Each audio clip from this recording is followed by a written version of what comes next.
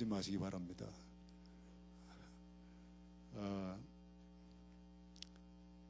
정말 7년이라는 세월은 우리 하나님 시간 안에서 보면은 매우 짧기도 하지만 또 매우 길기도 한 그런 시간입니다. 지난 7년 동안 이 교회가 그리스도 안에서 깊게 이렇게 뿌리를 내리고 이제 새로운 도약을 준비하고 또 이제 열방을 깨우는 그러한 교회로 세워짐을 진심으로 축원드리고 또 기뻐하고 감사드립니다. 여러분은 정말 축복받은 그런 교인들입니다. 왜냐하면 우리 박병성 목사님 사랑이 많으시고 그리고 겸손하고 신실하시고 그리고 참 이렇게 주님에 대한 그 복음에 대한 열정이 매우 뜨거우신 분이십니다. 아멘 해도 좋겠죠? 네. 우리 노예 그 총무로 오셔가지고 그 노예가 하나가 되고 모이게 힘쓰고 그리고 또 굉장히 이렇게 활력을 얻는 그런 그 기초를 우리 목사님께서 마련해 주시고 또 제가 작년에 은퇴할 때 그 먼 곳까지 오셔가지고 격려의 말씀도 주시고 사랑이 많으신 사랑을 실천하시는 그런 목사님이십니다. 오늘 참으로 이렇게 기쁜 날인데 부족한 저를 여러분들이 기회를 주시고 주님께서 제가 부족하기 때문에 강함으로 나타나시기를 간절히 기도드립니다. 또 특히 이 권사님 두 분을 임직을 주시고 여러분을 섬기게 하심을 진심으로 축하드립니다. 오늘 설교 제목은 이 건강한 교회. 여러분 건강한 교회라면 어떤 교회가 건강한 교회일까요? 자칫 잘못하면은 교회에 많은 프로그램을 가지고 운영하는 교회 또는 교회는 숫자가 많은 교회 그리고 예산을 아주 튼튼하게 많이 세우는 교회 또는 세상에 많이 알려진 교회 이런 교회로 생각할 수도 있지만은 이 성경은 건강한 교회는 이 건강한 지체들이 곧 그리스도의 사람들이 그리스도의 제자들이 세워져 가는 교회가 건강한 교회라고 이렇게 말씀하고 있습니다. 오늘 이 포도나무와 가지라는 그 주제를 다루신 오늘 본문 말씀은 사실은 구약에서는 이스라엘을 포도나무로 이렇게 상징하지만은 이 신약에 와서는 교회를 포도나무와 가지로 이 상징적으로 말씀하고 있습니다. 저는 오늘 말씀을 통해서 건강한 교회의 지체들이 교회 한 분 한 분들이 정말 이 건강해지는 참된 그리스도의 제자가 되는 그런 세워짐이 있어야 이 교회가 건강하게 세워질 수가 있는 것입니다.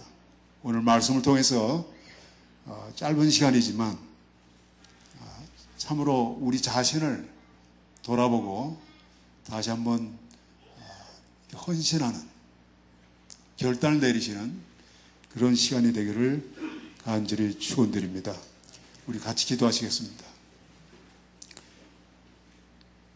거룩하신 아버지 하나님, 오늘 이 사랑교회가 7년이라는 긴 세월을 꿋꿋이 서왔으며 그리스도의 터전 위에 깊게 뿌리를 내리고 이제 열방을 깨우는 그 비전을 가지고 아버지 하나님 새로운 도약을 원하고 있사오니 아버지 하나님께서 다시 한번 우리 한 사람 한 사람을 깨우치고 마음을 열어주시고 겸손한 마음으로 오늘 주님의 음성을 듣는 귀한 시간이 되게 축복하여 주시옵소서.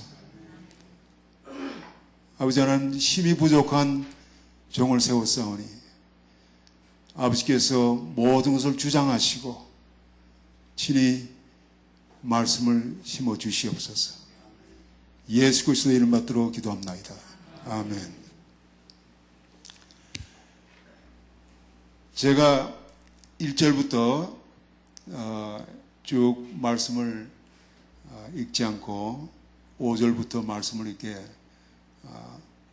우리는 그것을 하나님의 말씀으로 토막을 낸다고 그러는데, 그 토막을 낸 이유는 이 짧은 시간 안에 바로 여러분의 그 관심이 어떻게 하면은 주님의 내 안에 거하시고, 어떻게 하면은 내가 주님 안에 거해서 정말 이제는 그 주님의 그 생명이, 그 능력이 나를 통해서 열매를 맺는 그러한 신앙생활을 할 수 있을까 하는 그런 마음에서 5절부터 소개를 했습니다. 1절부터 6절까지는 이 포도나무와 가지의 이 상관관계를 말씀해 주고 있습니다. 다시 말해서 이 포도나무는 예수 그리스도를 말씀하시는데, 구약의 이스라엘의 그 포도나무와는 다르기 때문에 참 포도나무라는 말을 썼습니다. 1절에. 이 포도나무는 스스로가 열매를 맺지 않았어요. 가지들이 열매를 맺게 되어 있어요. 즉 저와 여러분이 열매를 맺게 되어 있어요. 근데 어떤 열매입니까? 이 포도나무는 제목으로 쓸 수가 없어요. 제가 일부러 15번 하이웨이를 이렇게 타고 온 이유는 그 15번 하이웨이 주변에 사실은 포도원이 참 많습니다. 그래서 그 포도원을 이렇게 생각하면서 오기 위해서 15번 하이웨이를 탔어요. 우리가 맺어야 되는, 이 가지들이 맺어야 되는 열매는 바로 이 복음의 열매, 그리고 그리스도 안에 있는 그 사랑의 열매를 맺어야 됩니다. 하나님께서 그 열매를 맺으시기를 원하세요. 근데 만일 열매를 맺지 않으면 이 가지가 말라서 떨어져서 불에 던진다고 그랬어요. 그것은 영멸을 말씀하고 있는 겁니다. 영원한 멸망을 말씀하고 있는 겁니다. 다시 말해서 반드시 그리스도에 붙어있는, 그러니까 상관관계라고 말씀드리는데, 우리 안에 거한다는 그 말씀의 뜻은 바로 그 4절에서 붙어있는 것을 뜻하는 거예요. 그러니까 우리가 예수 그리스도 안에 붙어있지 않으면은 말라가지고, 우리가 교회도 열심히 나오고 행사도 열심히 참석하고 그럴지 모르지만은 우리에게 그 열매가 맺히지 않으면은 마른 가지처럼 돼가지고 불에 던져진다고 그렇게 말씀하고 있습니다. 우리가 이제, 저는 여러분의 이 관심을 오늘 가질 것은 도대체 주님께서 내 안에 거한다는 게 어떤 뜻인가? 다시 말해서 주님께서 나를 붙든다는 뜻이 어떤 것인가? 그리고 또 내가 또 주님 안에 거한다는 것이 어떤 뜻인가? 어떻게 거할 수 있는가? 어떻게 주님을 붙들 수 있는가? 그러니까 이 포도나무와 같이 상관관계에서 주님은 지금 이렇게 말씀하시는 거예요. 나도 너희를 붙들어야 되지만 너희들 자신도 나를 붙들어야 된다는 거예요. 우리 부모님들이 어린아이를 이렇게 안고 가면은, 부모님들이 어린아이를 안지만은 어린아이들도 부모님을 꼭 이렇게 붙잡습니다. 그런 거 관계를 말씀하시는 거예요. 첫 번째로 저는 바로 7절로 가면은 너희가 내 안에 거하고 내 말이 너희 안에 거하면, 그렇게 말씀했어요. 다시 말해서 주님께서는 지금 내가 너희 안에 먼저 거해야 되는데, 내가 너희 안에 거한다는 것은, 그 길은 바로 내 말이 너희 안에 거한다고 이렇게 말씀하고 있는 겁니다. 그러면 이 하나님의 말씀이 우리 안에 거한다는 것을 어떻게 우리가 이해를 해야 될까요? 조금 전에 예배를 위해서 기도하신 그 집사님께서 제가 설교할 내용을 거의 대부분 다 기도하셨어요. 그래서 여러분이 이미 마음이 많이 열려있는 줄로 믿습니다. 요한복음 1장에 보면은 이 주님의 말씀이라고 그러지 않고 말씀이 바로 하나님이라고 이렇게 말씀하고 있습니다. 그리고 그 말씀이 그냥 말씀이 아니라 히브리서 4장 12절에 가면은 말씀이 살았고 운동력이 있다고 이렇게 말씀하고 있습니다. 그 말씀의 뜻은 이 하나의 말씀은 그냥 인쇄된 글로 읽어서 내 머리에서 멈추는 것이 아니라는 거예요. 이 하나의 말씀은 우리가 마음으로 그리고 믿음으로 받아서 인격적으로 이 말씀이 인격적으로 우리에게 만나줘야 된다는 그런 뜻입니다. 인격적으로 만나는 것은 무엇을 의미할까요? 인격적으로 만난다는 것은 때로는 말씀에 내가 책망도 듣고 위로도 받고 또 권면도 듣고 이 말씀에 내가 반응할 수 있어야 된다는 거예요. 그냥 읽는 것으로 듣는 것으로 끝나서는 안 된다는 것입니다. 여러분이 하나의 말씀을 읽을 때마다 정말 사모하는 마음으로 그리고 믿음으로 또 중요한 것은 순종하는 마음으로 내가 그 말씀이 어렵지만은 내 삶 속에서 실천하기 어렵지만은 내가 정말 성령을 의지해서 주님의 도우심으로 내가 순종해야 되겠다는 그런 그 결단을 가지고 이 말씀을 받으면은 그 말씀이 내 마음에 심어지고 점점 나를 변화시켜가고 우리가 어떻게 변화돼 가죠? 우리는 성화라고 그러는데 사실은 주님을 닮아가는 그 길을 가게 되어 있는 것입니다. 여러분, 저는 그 신명기 8장 3절에 이스라엘 백성들에게 출애굽한 뒤에 하나님께서 그 만나를 내리신 그런 그 축복을 하시면서 내가 만나를 내린 것은 너희들이 또 그러면 살 것이 아니라 내 하나님에서 나오는 모든 말씀으로 살아야 된다고 이렇게 말씀하신 것을 여러분 기억하십니다. 다시 말해서 우리에게 이젠 그냥 세상에서 육신적인 삶을 사는 그런 사람들이 아니고 이제는 성령으로 거듭나서 새로운 생명을 받아가지고 이제는 하나님의 자녀가 돼가지고 이 왕 같은 제사장으로서 비록 세상의 사람들을 볼 때는 그들과 똑같은 사람들이지만은 우리는 이미 새로운 신분을 얻은 새로운 생명 가운데 이 길을 가고 있는 하나님의 자녀이기 때문에 이 영의 양식을 먹어야 됩니다. 사실 우리 자신을 돌이켜보면은 우리는 하루에 3끼씩 3번씩이나 식사를 하지만은 육신을 위해서 그렇지만은 그것도 굉장히 정성스럽게 선별해서 우린 찾아 먹습니다. 우리 하나님 말씀 육신의 양식보다 더 중요한 생명의 양식입니다. 이 생명의 양식은 우리가 정말 정성을 다해서 매일매일 사모하는 마음으로 믿음으로 그리고 순종하는 마음으로 먹어야 될 줄로 믿습니다.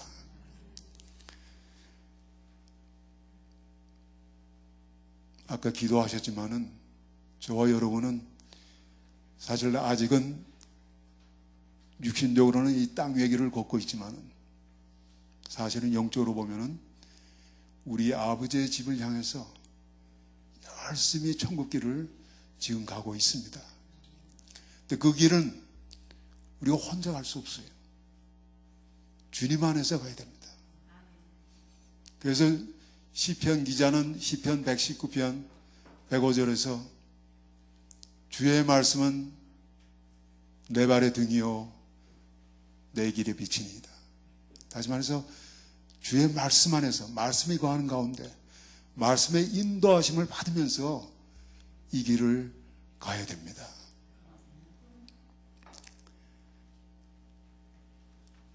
제가 주보에 보니까 금년에 목사님께서 이 그리스도의 참된 제자가 되자는 그런 그 목적을 가지고 요한복음 8장 31절 32절 말씀을 소개한 것을 봅니다. 저는 그걸 읽으면서 참 감동을 많이 받았어요. 그러니까 거기에 참 제자가 어떤 제자들인지 그것을 말씀하고 있어요.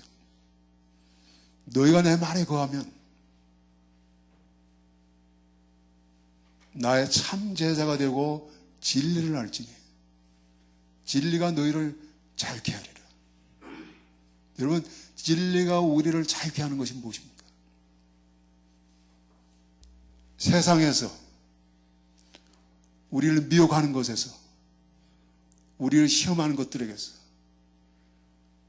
우리가 정말 환난하는 어려움 가운데 처하는 모든 것들로부터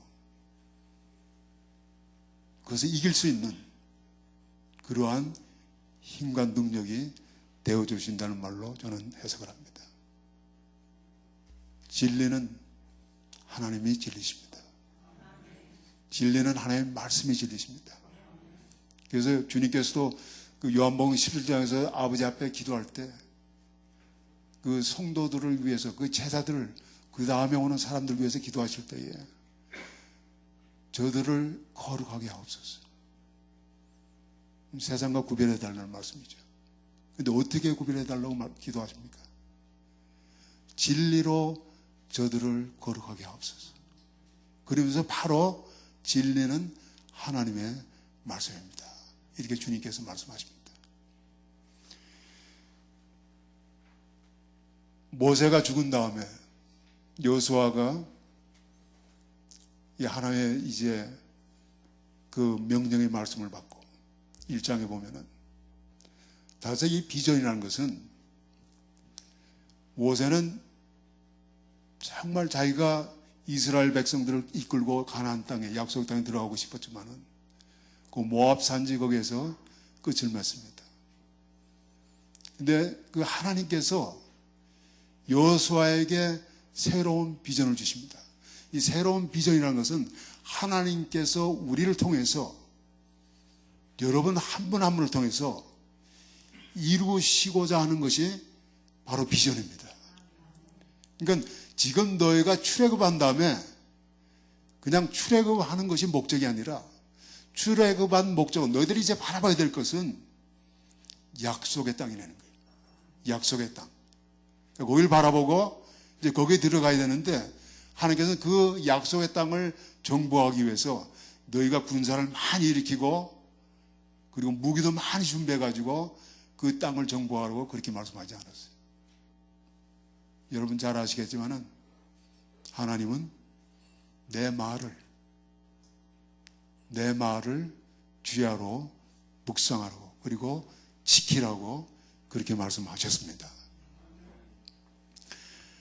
제가 이 말씀과 인격적으로 만나는 예화를 좀 하나 들기를 원합니다.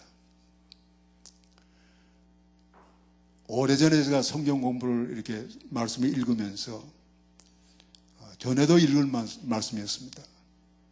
그런데 그 창세기 5장 21절부터 24절에 그 짧은 내 성구에 에녹에 대한 말씀이 기록되어 있습니다.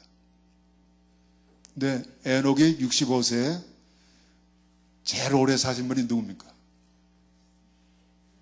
예, 무드셀라를 낳고 그리고 300년을 하나님과 동행하시다가 이 죽음을 맛보지 않고 그냥 들림을 받았어요. 하나님 데려가셨어요. 전에도 읽은 말씀입니다. 근데 그날은 마치 주님께서 저에게 질문하시는 것 같아요. 너 에녹이 왜 하나님과 동행하다가 그냥 올라간지 아느냐? 한 그런 질문을 하신 것 같아요. 내 마음속에 왜 에녹이 많은 성도들이 있는데 에녹이 300년 하나님과 동행하시다가 죽음을 맛보지 않고 바로 올라가셨는가? 그런 마음에 이 질문이 오는 거예요. 그래서 제가, 근데 구약에는 그 4절밖에 없어요. 제가 기도하는 마음으로 어떻게 하셔서 그냥 하나님께서 그렇게 데려가셨는가? 근데 바로 그 다음에 생각나는 성구가 이 신약의 11장 말씀이에요. 히브리서 11장 말씀. 히브리서 11장 5절 오늘도 기도하시는 분이 히브리서 11장 1절 말씀을 묵상했죠. 기도하시면서 바로 뭔가 하면 5절에 에녹은 하나님을 기쁘시게 했다는 그 기쁘시게 하는 그 증거를 받았다는 그런 말씀이 있어요. 에녹이 하나님을 기쁘게 해드려서 죽을 맛보지 않고 그냥 들렸구나. 근데 거기서 우리가 끝일 수 있지만은 저에게 또 이렇게 질문이 오는 것이, 야, 너 하나님을 어떻게 에녹이 기쁘게 했는지 알고 싶지 않니? 그런 마음에 감동이 왔어요. 그래서 또 기도하는 마음으로 어떻게 기쁘게 해드렸을까? 그랬더니 바로 그 11장 6절에 어떻게 기쁘게 해드렸는가 그 말씀이 나오는 거예요. 믿음이 없이는 기쁘시게 못하나니 하나님께 나아가는 자는 반드시 그가 계신 것과 그를 찾는 자들에게 상 주시는 분이심을 믿어야 된다고 이렇게 말씀하고 있어요. 할렐루야. 할렐루야. 그러니까 우리가 성경을 읽으면서도 우리가 정말 사모하고 내가 믿음으로 그 다음에 순종하는 그런 결단을 가지고 이 성경 말씀 읽으면은 주님께서 때로는 우리와 인격적으로 만나주시고 우리를 인도하여 주시는 줄로 믿습니다. 저는 여러분의 하나님의 말씀과 인격적으로 교제를 하는 여러분에게를 간절히 축원드립니다. 그 다음에 이 8절에 가면 너희가 과실을 많이 맺으면 아버지께 영광을 받으실 것이요 너희가 내 제자가 되리라. 제자라는 말씀을 다시 합니다. 근데 그 7절 후반에 가면은 그렇게 말씀이 너희 안에 거하면은 무엇이든지 원하는 대로 구하라고 이렇게 말씀하고 있어요. 이 말씀의 뜻은 그냥 우리가 원하는 것 그런 것을 구하라는 뜻이 아닙니다. 이것은 가지가 열매를 맺지만은 이 나무의 도움이 없이는 열매를 맺을 수가 없기 때문에 이제 말씀이 우리 안에 거하는 그러한 사람들은 반드시 이 열매를 맺는 것을 위해서 기도하게 돼 있어요. 다시 말해서 주님 뜻이 이루어지는 것을 위해서 기도하게 돼 있어요. 나의 뜻이 아니라, 나의 목적이 아니라, 나의 유익이 아니라, 나의 어떤 필요를 위해서가 아니라 주님의 뜻이 이루어지는 것을 위해서 반드시 간절하게 구하게 돼 있어요. 주님의 뜻이 이루어지는 걸. 그래서 주님께서는 내 말이 너희 안에 거하면, 그러면 무엇이든지 원하는 대로 구하라고 이렇게 말씀하고 있습니다. 저는 여러분이 오늘도 예배드리면서 이 교회는 매우 뜨겁게 열정으로 기도하는 교회구나 하는 것을 저는 느꼈습니다. 여러분이 정말 기도를 호흡처럼, 우리가 숨을 안 쉬면 사실 2분도 넘기기 힘들죠. 그와 마찬가지로 이 호흡을 하는 것처럼 기도하는 여러분이 되기를 간절히 축원드립니다. 그 다음에 9절과 10절에는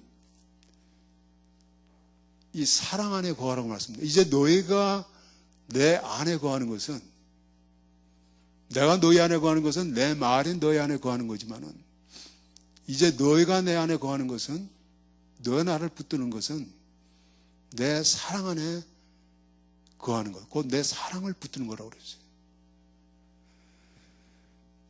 그러면서 구체적으로 어떻게 사랑 안에 거하는지 그것을 말씀해 주고 있습니다. 우리 10절을 같이 읽죠. 시작. 내가 아버지의 계명을 지켜 그의 사랑 안에 거하는 것 같이 너희도 내 계명을 지키면 내 사랑 안에 거하리라. 구체적으로 어떻게 주님 안에 거하는지, 주님을 붙드는지 그걸 말씀해 주고 있는 거예요.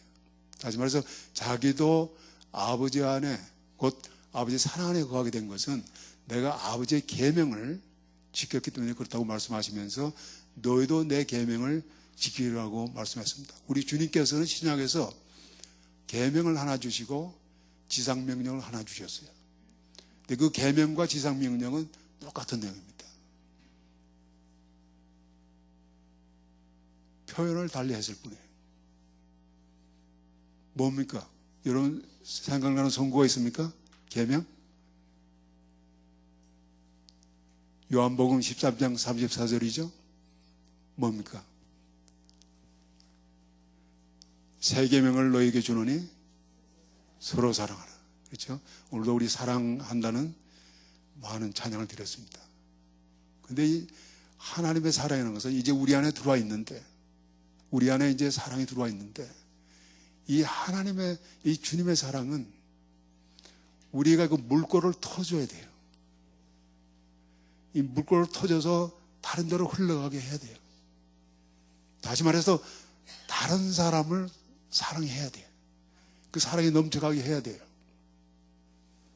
왜 그런가 하면은 우리가 잘 알지만은 이스라엘 땅에, 그 유대 땅에 유명한 두 호수가 있습니다.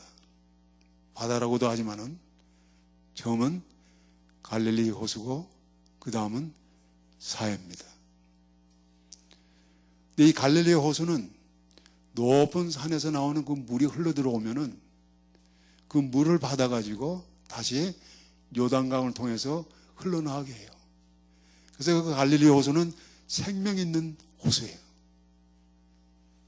그런데 반대로 이 사해는 요단강을 통해서 물을 받긴 받지만은 이 사랑을 딴 데로 흘러가게 하질 않아. 그 생명이 없는 죽은 바다가 되어 있어요. 그러니까 여러분이 정말 사랑의 열매를 맺으시려면은, 그것도 풍성히 맺으시려면은 자꾸 이거 흘러가게 해야 돼요. 자꾸 남을 사랑으로 섬겨야 돼요. 히브리 원어에는 사랑이라는 명사가 없어요. 사랑이라는 단어는 동사입니다. 하는 거, 주는 거, 희생하는 것, 섬기는 것, 용서하는 것, 오래 참는 것, 사랑으로 용납하는 것. 왜 그렇습니까? 사랑은 개념이 아니고 어떤 추상적인 단어가 아니고 사랑은 우리 삶을 통해서, 우리 사역을 통해서 실천하는 것이 사랑의 참된 의미라고 생각을 합니다. 제가 우리 목사님 전화를 받고 이 말씀을 묵상하는 중에 9년 전에 있었던 일로 회개를 해야 되는 그런 일이 생겼어요. 주님의 책망을 들었어요. 간단하게 좀 간증하겠습니다. 저의 교회 초창기에 이 찬양의 은사를 가진, 오늘 참 찬양 은혜스럽게 잘 인도하셔서 참 은혜를 많이 받았습니다. 이 찬양의 은사를 가진 집사님께서 이제 교회에 출석하게 됐는데, 이 집사님이 기도원에서 내려오는 거예요. 그래서 물어봤어요. 왜 기도원에서부터 이 먼 곳에 이렇게 오느냐. 그랬더니 거처가 없대요. 가정도 있는 분인데. 그래서 일단 그분을 저희 집에 모시고, 우리 사모가 좀 어려웠겠지만은 그래서 사랑으로 그분을 섬기면서 같이 신앙생활을 시작했어요. 처음에 열정으로 아주 뜨겁게 찬양 인도하고 참 너무나 기쁘고, 그리고 교회에서 그분을 또 재정적으로 많이 도와주고, 그런 가운데 시간이 흘리면서 이분이 많이 안정을 가지고 좋은 직장도 구하고, 그리고 그 집도 좋은 데 마련할 수 있어가지고 가정을 다 불러가지고 가정을 하나를 이뤘어요. 그런데 시간이 경과하면서 이 집사님이 점점 열정이 식어지고 또 옛날로 그냥 돌아가시는 거예요. 그전처럼 그 찬양대를 이렇게 인도하고 훈련도 시키고 찬양 준비를 해야 되는데 제일 늦게 나오고, 그러니까 교회에 좀 이렇게 지도자 되시는 분들이 굉장히 마음에 어려움을 갖기 시작했어요. 시험에 들고. 근데 그때 마침 이 정식으로 찬양 훈련을 받으신 유니버시티 오브 미네소타라고 유명한 대학에서 이 성악 박사학위를 받으시고, 그리고 교회에서 찬양대를 거의 한 15년을 인도하시는 분이 교회에 나오기 시작했어요. 근데 이 집사님 때문에 그분이 찬양 인도자로 찬양 사역을 못 하시는 거예요. 그러니까 이제 그 교회 지도자들이 그분에게 권면했어요. 당신이 너무 바쁘고 어려우면은 이 찬양 사역을 좀 이분에게 좀 맡겨드리면 어떨까? 근데 그분이 좋습니다. 근데 그 다음에 교회를 안 나누고 교회를 떠났어요. 저도 참 하나님께 이게 예배 드리는 것은 그 찬양도 하나의 그 예배 속의 구성인데 찬양이 참 은혜스럽고 아름답고 또 아름다운 예배가 드려져야지 당신들은 반대 사람들이 오히려 시험에 들고 어려워하고 이러면 되겠는가. 그래서 나가는 걸 말리지 않았어요. 근데 왜 9년이 지난 며칠 전에 이 말씀 묵상하는데 주님께서 나를 회개를 시키실 거예요. 주님께서 저에게 주시는 그 감동은 내가 생각하기에는 그 아름다운 찬양, 아름다운 예배, 물론 그것도 굉장히 중요하지만 내가 더 바라는 것은 그 병든 사람이, 그 상처받은 사람이, 그 파괴됐던 그 가정이 다시 하나 되고 고침을 받고 치유받고 너희 교회 안에서 일어나는 것을 바라서 그걸 보냈는데 너는 아름다운 찬양 때문에, 아름다운 예배 때문에 그를 나가게 하지 않았냐. 그런 책망이었어요. 내가 간절히 회개하면서 기도했습니다. 참 주님은 정말 9년 전에 있었던 그 일을 잊지 않으시고 내가 오늘 이 사랑교회에 와서 말씀을 전하는 곳에 지금 사랑에 대해서 말씀을 전하는데 나를 책망하시면서 네가 거기 가서 간증해야 될 것은 정말 이 교회라는 것은 병원처럼 병자들이 들어오는 곳이지 의인이 들어오는 곳이 아니라는 겁니다.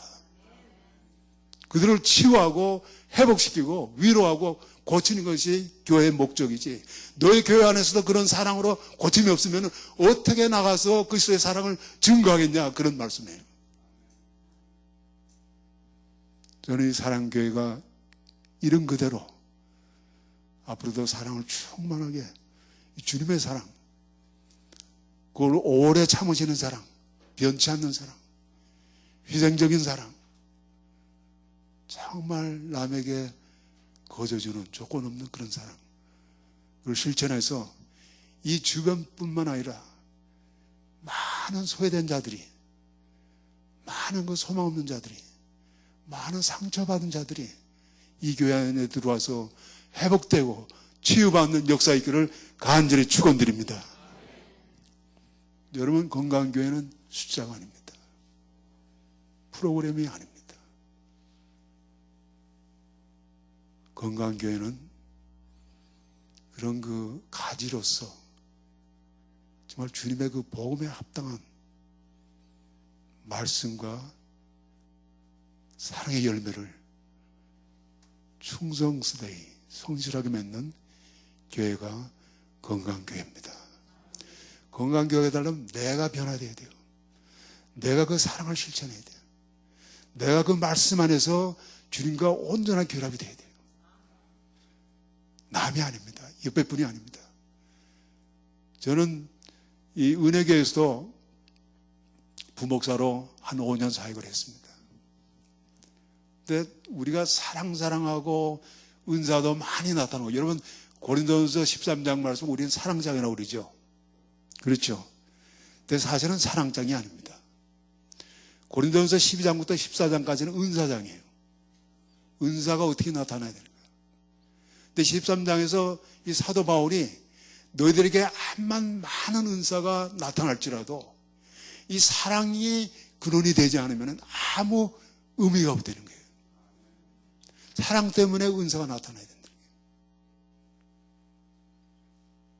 저는 교회에서 나오면서 보면은 들어올 때는 깨끗하던 그 성전이 어떤 데는 막 휴지가 떨어지고 이래도 교인들이 그냥 지나칩니다. 왜? 이 청소하는 분이 계시니까. 저는 그렇게 생각하네요. 내 아버지 집인데,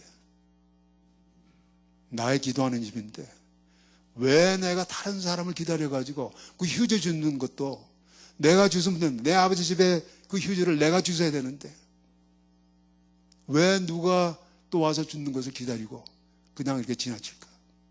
저는 이해가 안 되는 거예요. 그리스도 안에서 형제 자매가 되신 여러분, 교회 안에서 정말 소리 없이 겸손하게, 누가 보든 안 보든 관계없이, 누가 나를 알아주든 못 알아주든 관계없이 정말 사랑으로 실천하고 섬기는 여러분 한 분 한 분이 되기를 간절히 축원드립니다. 저는 제가 목사님을 존경하는 이유가 사랑이 많으신 목사님, 사랑이 많은 목사님. 이 목사님 여러분이 꼭 이해하시기 바랍니다. 이 목사님은요, 여러분의 사랑이 나타나게 하는 것을 돕기 위해서 주님께서 세우신 종입니다. 물론 목사님들 사랑으로 많은 병자들을 치유하시고 회복시키고 하시겠지만, 사실 여러분들을 훈련시켜서, 여러분들을 무장시켜서 여러분들이 그 사랑의 열매를 맺게 하시는 그런 중대한 책임을 진 사역자십니다. 그래서 ad minister라고 그래요. 여론의 미니스터고, 사실 그는 여론을 돕는 ad minister. 그렇게 되면 결론적으로 내가 이것을 너에게 이루면 내 기쁨이 너희 안에 있어 너희 기쁨을 충만하게 하려 함이니라. 저는 아침에도 목사님께 말씀드렸지만, 제가 이 교회 오면서 처음 오는데 너무 이 기쁨에 충만해지는 거예요. 너무 기쁨이 충만한 거예요. 그래서 제가 느낀 것은, 이 주님이 굉장히 기뻐하시는, 주님의 기쁨이 이게 충만하게 넘치는 교회로구나. 할렐루야, 할렐루야. 사실 이 그리스도의 열매를 맺는 성도들은 마음의 기쁨이 있습니다. 이 주님의 기쁨이 있습니다. 얼굴 찡그리고 막 화를 내면서 성을 내면서 사역하는 분이 아니에요. 기쁨으로, 감사함으로 사역하는 여러분이 되시기를 간절히 축원드립니다. 그러면 이 교회가 정말 건강한 교회로 세워져서, 이 사람들이 이 사도행전의 그 초대교회를 보면은 초대교회가 그냥 바깥으로 막 나가서 전도해서 성도들이 많이 들어온 거 아니에요. 물론 전도해야 되겠지만, 안에 공동체 안에 이게 말씀과 사랑이 충만해지니까 주님께서 사람들을 그곳에 보냈다고 그랬어요. 왜? 치유와 회복을 위해서. 같이 기도하시겠습니다.